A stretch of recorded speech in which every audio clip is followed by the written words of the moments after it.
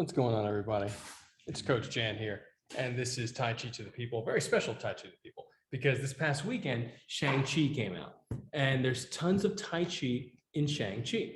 And today we're going to go over a few of the exercises that you can do to essentially allow yourself to do some of the choreography and also martial arts moves that are in that film. So I have a few companion videos coming out regarding this, and like much more detailed with breakdowns and footage from the film of the actual fight scenes and moves. But for today, we're going to go over one main move, and that's called single whip. And before I continue with the concept of single whip, I'll let you know that this is, of course, Tai Chi the People from Justice for Hire, the first crowdsourced cinematic universe. We're making a show with the community, and you can join the cast from justiceforhire.app. And every time we train, we dedicate our training to the noble cause of the week, and we are dedicating all donations to No Kid Hungry. So you go to @NoKidHungry and you just donate directly to them. They're a wonderful organization, and we are always proud to highlight people doing great work and organizations doing great work. So back to single whip. Single whip is a classic Tai Chi movement, and it appears in every style of Tai Chi, even variations of Tai Chi forms. So single whip here, and we'll do this version is the Wu style version. So Tai Chi, if you don't know, of course, is a martial art. And boom, we're softening the elbows and pushing the shoulder blades in, because one of the things that Tai Chi focuses on is the circulation of energy through the body, chi, etc. And then because of that, you get lots of people who make claims about having chi powers and all this other stuff that really gives Tai Chi as a martial art a bad name, because they are most of the time frauds. I've never met anybody that can blast you back with chi power on its own. That's not in the realm of my reality that I've experienced, and I've competed against the best in the world. So it's not something that I'm going to tell you that we do, but absolutely softening the shoulders, pushing the shoulder blades in, you're going to feel the circulation, blood, and otherwise intensify to the palms and fingertips when you do that. So at rest, you'll have one sense, and pushing forward slightly another sense. And that's very different than lifting up the shoulders and flexing up here and feeling all that tension there. So you don't have any of that. You really want to soften out. So this is the Wu style version of single whip. Single whip, you're holding an arm, and there are many variations, because some people say you strike with it. And of course, this is a crane fist, which means in Kung Fu, they strike with it, they hit with the wrist, and they also grab. In Tai Chi, you don't grab as much hard, long grabs as much as you do snatches. Snatches are essentially grabs for a moment to bridge to another moment. So snatching and bridging to another moment. As a matter of fact, I have Autumn walking by. If I could use Autumn for a second just to showcase this wonderful single whip move that we're going to be working on today and variations of it. In the Shang-Chi film, you see him throw a punch, essentially. And I'm doing the reverse, but let's do the actual one here. So you see him throw a punch.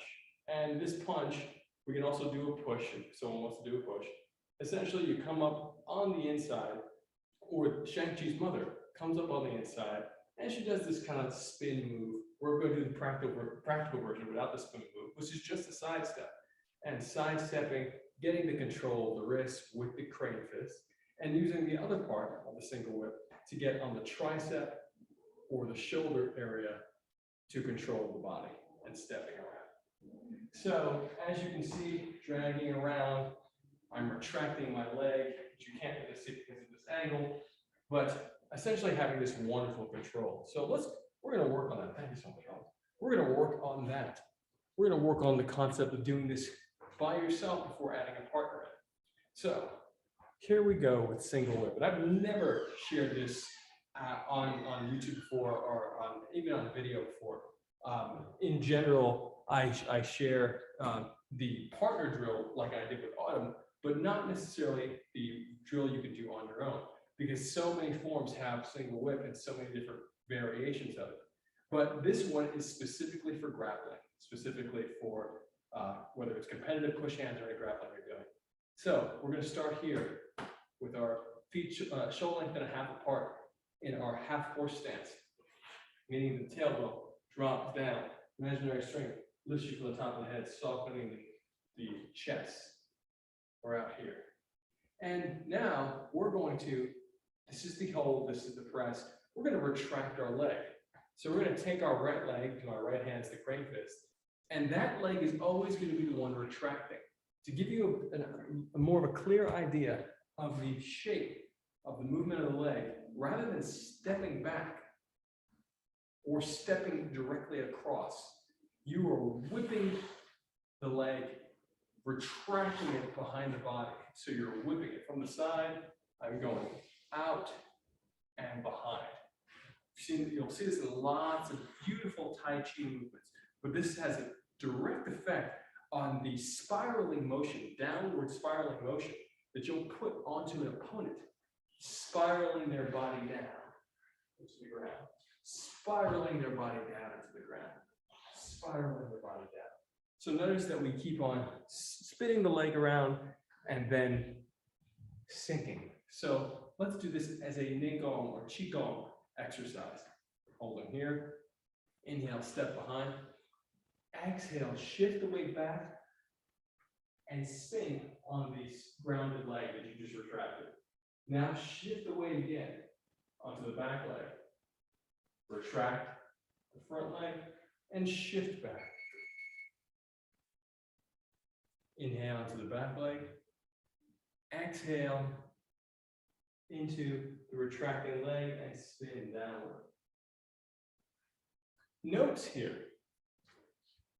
When you do this with an opponent, it's always going to have a different effect based on the weight, your weight compared to the opponent, the amount of how sharp the angle it is that you're cutting with the retraction, and the amount of your own body weight that you're actually dropping into the opponent's arm. So it's your weight, your opponent's weight, and of course, the angle at which you use your weight. You don't necessarily have to be heavier than your opponent to make them go down. The purpose of this move, twofold, depending on the angle. If you are angling down, you probably want the person to hit the ground, to go onto the ground. If you are the person hitting the ground, I recommend this fall to protect your face, this posture. So you're going to use the meat of the forearm to slap the ground. You don't want to hit the ground with your arm here. You want to really, really use this, create a little bit of distance and a nice shock absorber, boom, going to the ground. Of course, as you're hitting the ground, you're going to turn your face to the side, left or right, to protect the face from getting impacted into the ground. So left or right, I would probably turn to my right if my left hand is used, turn to my left if my right hand is used. That's how you're going to protect yourself if you're the one going down from the armbar, this armbar version of standing armbar version, single whip. That said, it always depends on the amount of, on your focus, and how you're focusing the weight and the pressure. So holding here, and you can even hold this posture. You really want to feel strong in this posture. You can do 6 breaths, drawing the color into the belly. Exhale through the open palm. Inhale through the gripping hand, through the fingertips. Exhale. And notice that when I'm doing this, I'm still seated. I'm in my half horse stance. So I'm still working on my posture and my stance work, the strength of my legs.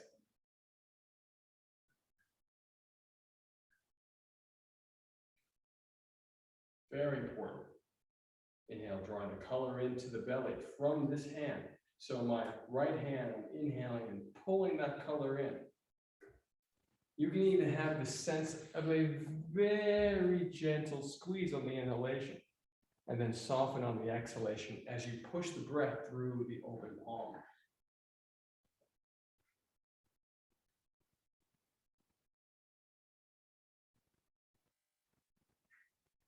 Very important. This move right now, it's important to note that I'm combining 2 different Tai Chi systems here. The squeeze on the inhalation is from reverse breathing Tai Chi, Yang style, according to Grandmaster William C.C. Chen. And he's got some amazing concepts in his form that manifest in very practical grappling and otherwise martial movements. And the posture itself, the way I'm doing it, is from the Wu style of Tai Chi as taught by Sifu Qigong. This color visualization is also taught by Sifu Qigong. Inhaling in through the arm and out through another arm, using the belly as the focal point. Inhaling into the arm, into the belly, lower down the chin, 3 finger lengths below your belly button, the second chakra, the orange one, and exhale, pushing through the arm. More specifically, pushing through, up and through, down the hard part of the arm when you exhale out.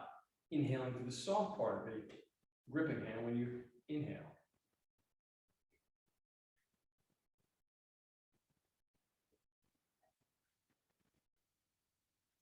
So standing here for 6 breaths or even more. 6 breaths is really for Zoom and for YouTube.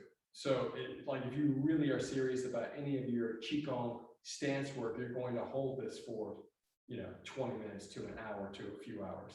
And not just this posture, you'll probably do multiple postures and multiple movements within this structured posture. But for the purpose of this video, we're going to hold this for, I said 6 breaths, there's been a lot more because I've been talking. Inhaling in, exhaling out. Now, bring this to the practical grappling side. This is the holding of the wrist and the arm, as I did on autumn earlier. You can always rewind to see that again. And this is the postured hand. The hand is placed on the tricep or shoulder. So now we're going to retract the leg. If I was grabbing with this hand, the same leg is going to retract. So the opponent's body, their head is facing this way, their body is out, I have the right arm. I'm retracting my right leg, boom, bringing my weight into their right arm. Notice that I did a half retraction from the other ones I just showed, which means that the angle is not as sharp. I'm doing that just to give you a sense of the step. So right now I'm only stepping about 90 degrees. This wide step, this wide 90-degree step, is only going to get me so far. You have to have a fairly weak opponent for this to work on them. So for stronger opponents, you're going to have to cut the angle more sharply and angle your body more in a downward motion. And when I say a downward motion, I really mean closer to a Wu style stance, which means that you're angling the body in a straight line from the heel to the top of the head. So you retract and then you angle the body. And that's how you get your weight to drop down without overcommitting your weight forward. So you're going to step back, boom, into this stance that you essentially have what we call an A-frame, straight line from the top of the head to the heel, straight line from the nose to the knee to the big toe. Or as Grandmaster William C.C. Chen says, toe-knee nose, toe-knee nose. So again, let's start here from our meditative stance, not meditation, but meditative. Our Qigong half horse stance posture. And we're going to retract the leg. I'll step back here for a moment so you can see even more of the body. Retract the leg, exhale, shift the weight. Retract the leg and exhale, shift the weight. Now I'll say this, you have to be cautious of your kneecap when doing this.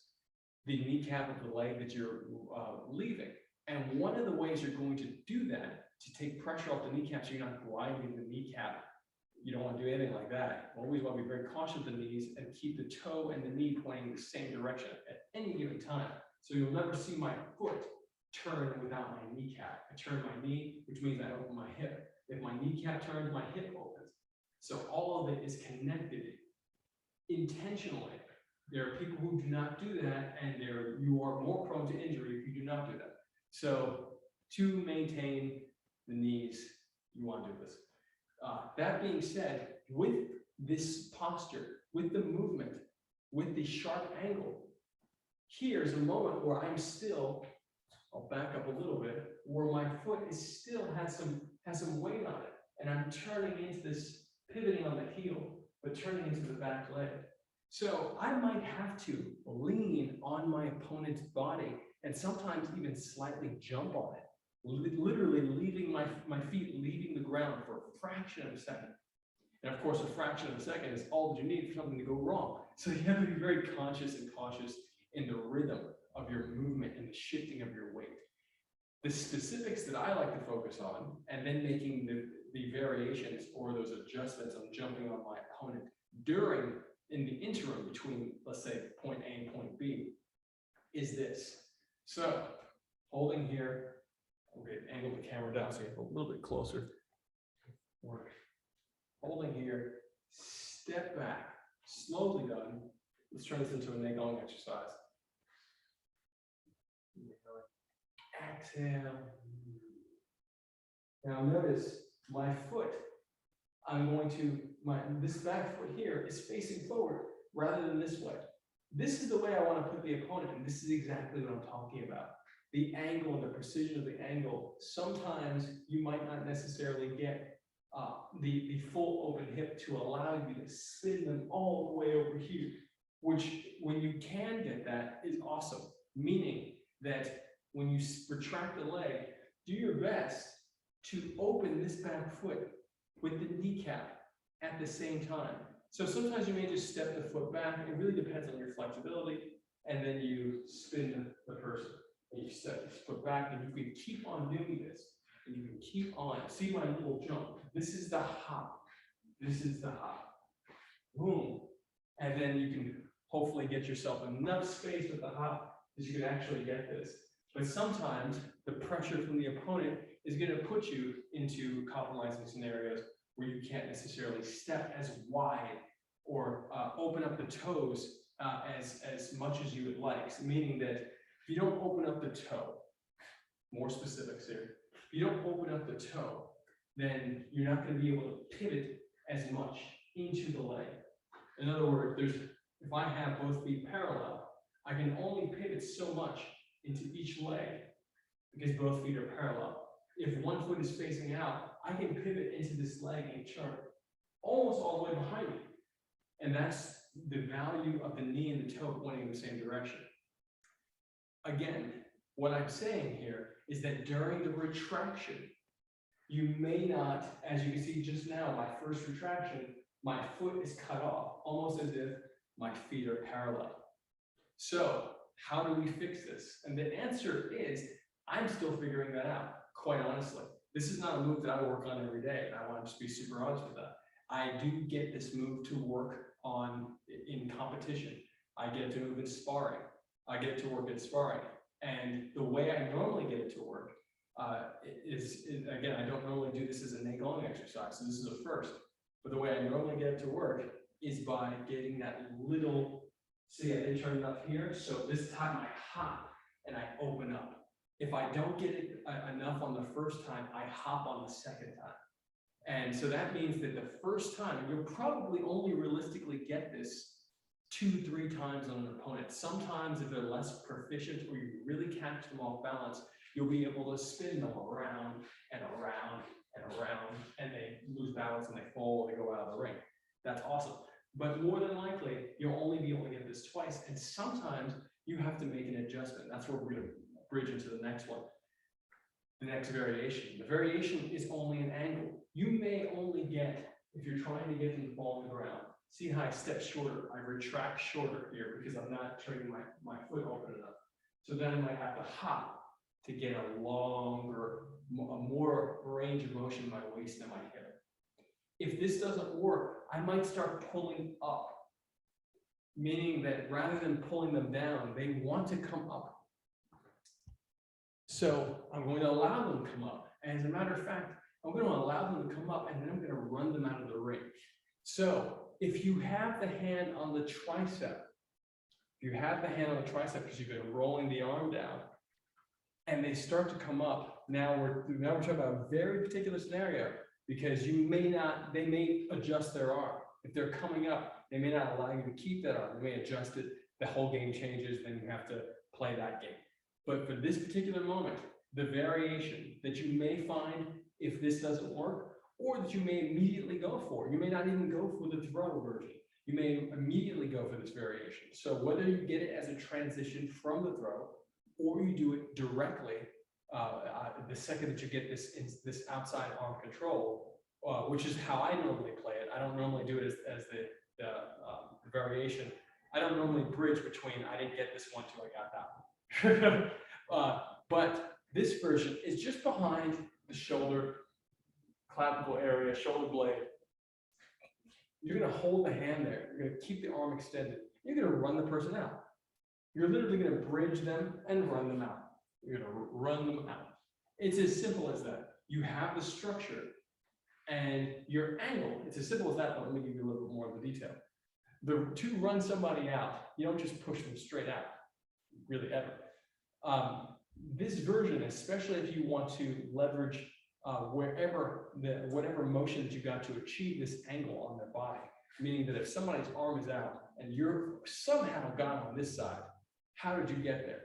More than likely, you are either playing on a lead leg to lead leg basis, meaning that someone has their right leg or left leg out, and you have your corresponding leg, meaning that both maybe your left arm and their right arm are matching. So now you have their right arm here in this grappling position. That happens all the time, which makes it a little bit challenging to get this move off from there because you need torque. You need to spin to get that motion. And if you're here leg to leg, arm to arm, and you're playing wrestling here, trying to push them out, getting this inside control, creating this little barrier by spinning the fingers in. This is Greco-Roman judo, Tai Chi, all of them have this little posture. So if you have all this happening, you probably won't be able to get that move from there. So that means that the way that you're going to achieve this motion, this movement, is by someone, as I stated in the beginning of the video, pushing on you and you turning. So they're pushing on you, you're playing, boom, you sidestep, and then you push, you drop down, and you start to push forward and up, and running them forward and up from the arm, meaning that your control is emphasizing their shoulder and lifting their shoulder up to disrupt their hip and their balance. So the shoulder, you can torque their shoulder slightly as you push forward and up. You might even want to push forward and up and slightly in on an angle to get them to go over their shoulder, or to even pull the shoulder out of the socket on the opposite direction. So either pushing into them or moving away from them and running the body out. And you'll probably only be able to get this for a few steps as well, which means that you only would use this if you're in a sports Tai Chi push hand setting.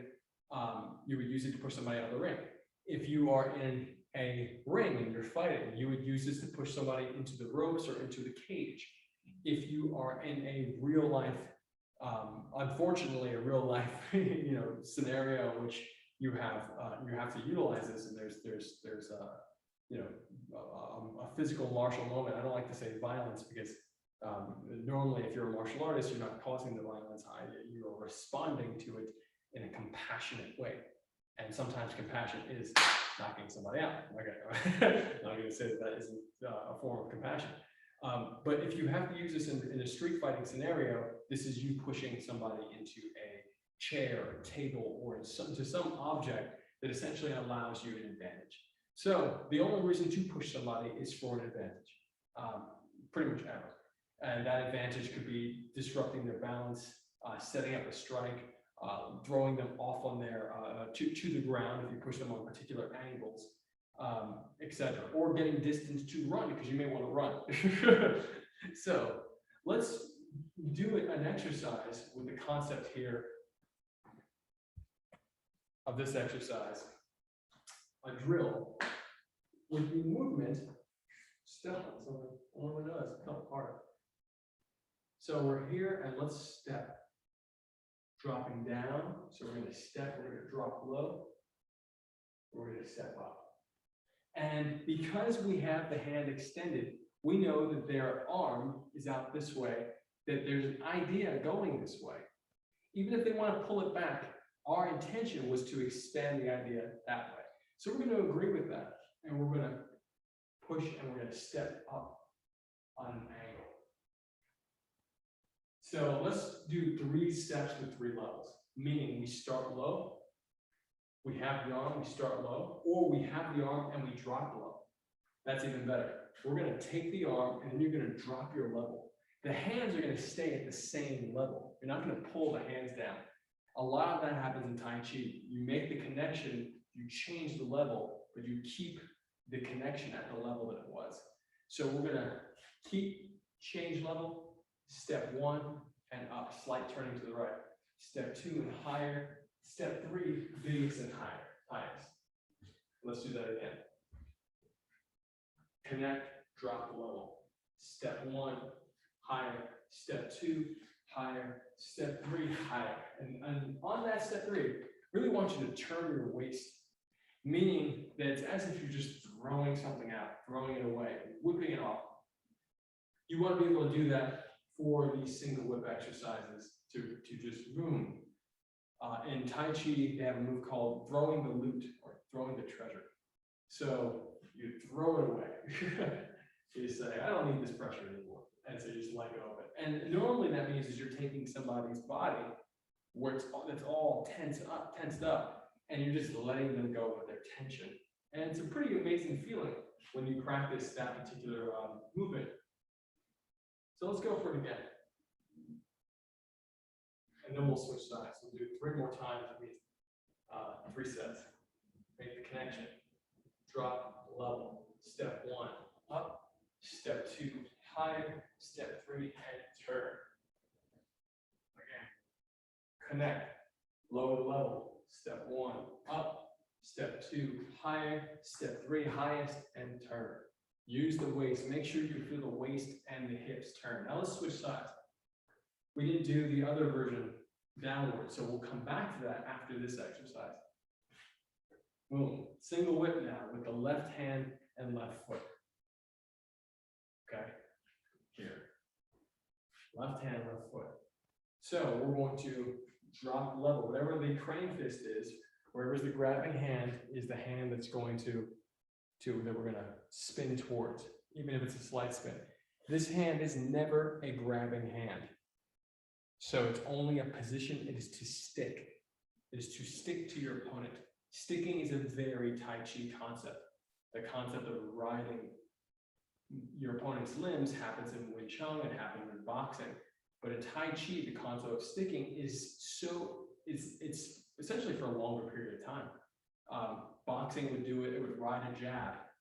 Someone jabs you, you connect to that hand, and then you punch back, riding that jab back. Wing Chun, boom, boom, you have Chi Sao, which is called sticky hands. But Tai Chi will have you sticking for very, very long periods of time. And that is a major component of the strategy, is the sticking capability.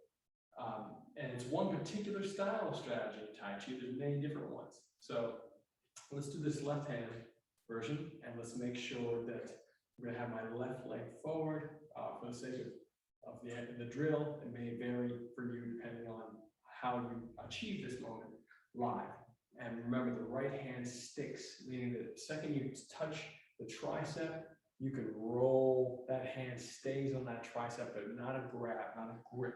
It's a gentle hand, gentle, firm, and sensitive. If it's on the clavicle, it's on the shoulder blade, it's gentle, firm, and sensitive. And it is pushing up. It's like you have a handle and you're lifting up from the handle, but it's not a grab, meaning that you're not flexing the hand to hold something. The pressure that you put through the hand helps to keep you connected and helps for you to drive your opponent's body to the direction you want. So boom, drop down, drop the level. Step 1, higher. Step 2, even higher. Step 3, highest and out.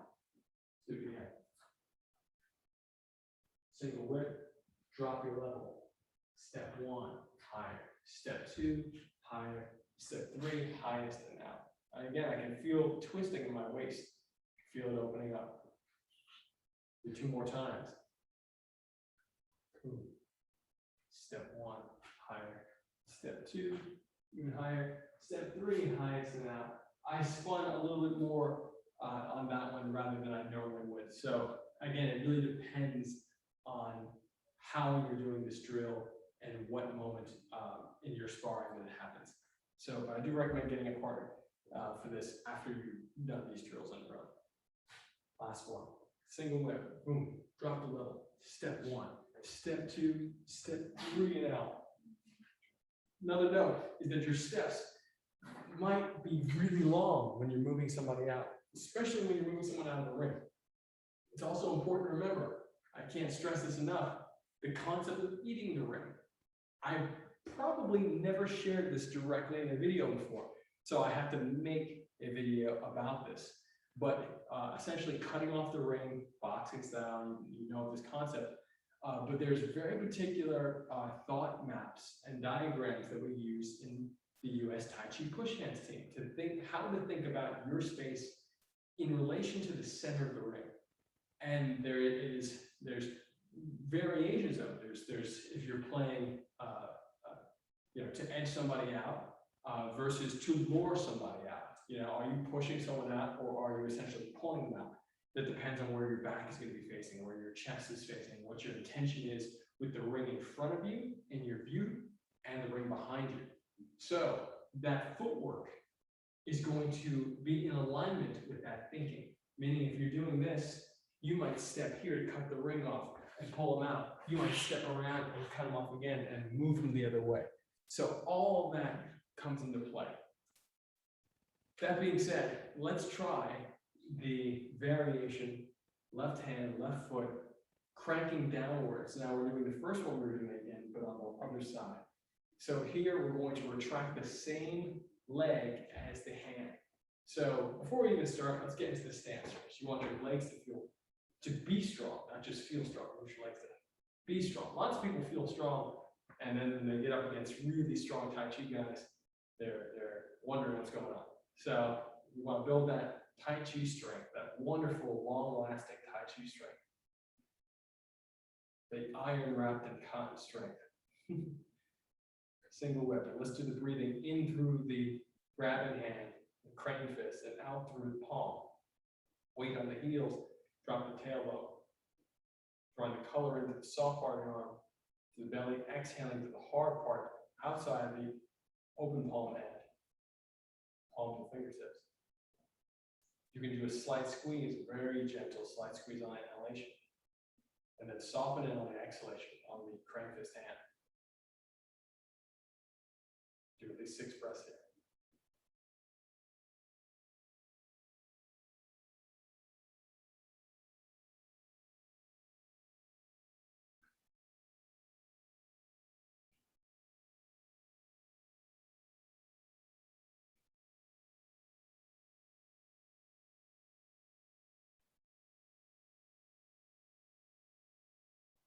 Okay. Inhale deep. And you can inhale and pull the leg back if you want, or exhale. But the real exhalation that you want is when you exhale and drop into the stance. And remember, I'm always open. I was supposed to say this. I am always open to refinement of my techniques. I am always working toward refining my techniques. So right now, I'm not happy with my first step. My first step, I feel like, is setting me up to have to take a larger second step. And that might be the reason why I haven't been able to pull this move off as much as I would have liked to. And that's, again, I have pulled this move off many times, but it would make it more repeatable if I refine it more. And that's the truth about any technique that I have, and probably any technique that any person has. So that being said, unless they just hit it every time. But that being said, I am doing this technique, and I am feeling where I need to make adjustments. But that being said, look, retract around and boom, turn. Now the second one is normally where I do my little hop. Ooh, or bigger, wider. So if I don't hop, I might do a wider stance. The hop might give you, and sometimes does give you, a wave, an unwanted wave. So some people are, my coach Josh was really good at switch foot without doing too big of a level change. So sometimes I'll do a switch foot and it's just too big of a level change. I have to work on that, something I'm aware of. Another buddy of mine has taught me the concept, more from JKD, if you can know, of switch step, and it just happens really fast. 1, 2, 1, 2. So you could do that here, and step and open wide. 1, 2, step and open wide. 1, 2. stepping up one, and I do feel better with that. However, the retraction, it really just depends, and I do recommend playing it on a bunch of, doing this drill live with a bunch of different opponents, because this first retraction, big deal. And notice that I keep my one foot pretty stationary, meaning that I'm drilling somebody around, pivoting on my heel. So I'm driving them down. Now, if I really need to cut the angle sharper, if that's not working for me, and I need to drive them down more, that means I need to angle my upper body, remember, in the A-frame. So you have to really drop into the A-frame more and lengthen the stance, deepen and lengthen your stance so that they fall downward into the ground. And cutting those angles sharp, it's really what's going to help you across the board in this. So that is what I wanted to share regarding the Shang-Chi film. There is more coming for the Shang-Chi film, and this weekly Tai Chi to the People video that I put out in alignment with Justice for Hire, the first cinematic universe built with a community. It's pretty wonderful to do this, but I like really creating structured videos, and you're going to see more of that on my channel. So if you're watching this on the Justice for Hire channel, stay subscribed there, or please subscribe there and check out all the great stuff that we're doing there. And you can join Justice for Hire and become a part of our show from justiceforhire.app. And you can subscribe to my channel, Coach Jan's Sports Tai Chi Push Hands. And that's where you can find tons of amazing stuff on the sport of Tai Chi Push Hands. I am joined by some of the best players in the world. I also curate from the best players in the world, and I'm happy to be among them. So you'll find videos that are mine on there. You'll find playlists with videos that are not mine, but they're still super dope. And what else? So this video will be on both channels. So I hope you subscribe to both channels. I hope this was valuable for you.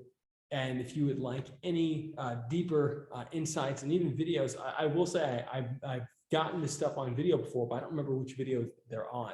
So I haven't made specific single whip instructional videos on the mats. I will do that soon. People have been asking me to start a Patreon. I will probably do that soon as well, specifically for the Tai Chi channel. That being said, this channel and this training, this video and this training is for always dedicated to a noble cause of the week. So this is for No Kids Hungry. Donate directly to them this week, please, on @NoKidsHungry on Instagram, or you can go right to their website and do it. And that's nokidhungry.org, I believe. So check it out, and sending lots of love to everybody who watches these videos. And it always means a lot to me to do them. I love sharing Tai Chi. It's my favorite and most valuable thing I could share quickly from person to person. So next to, and only next to that is Justice for Hire, because what we're doing there is pretty incredible. So love you guys, and I'll see you soon. And stretch too. Always stretch when you do this stuff. Like and if you don't know how to stretch, just fold your arms and hang. Inhale deep. Exhale. Inhale deep. Exhale. Just fold your arms and hang. Inhale, white light and long. Visualize the breath. And exhale down. But your training is never complete. Never, ever complete unless you stretch, in my opinion. You have to stretch. You have to do it every day. Every day that you train, every time that you train. And even sometimes when you don't train, add some stretching in. All right, love you guys. Bye.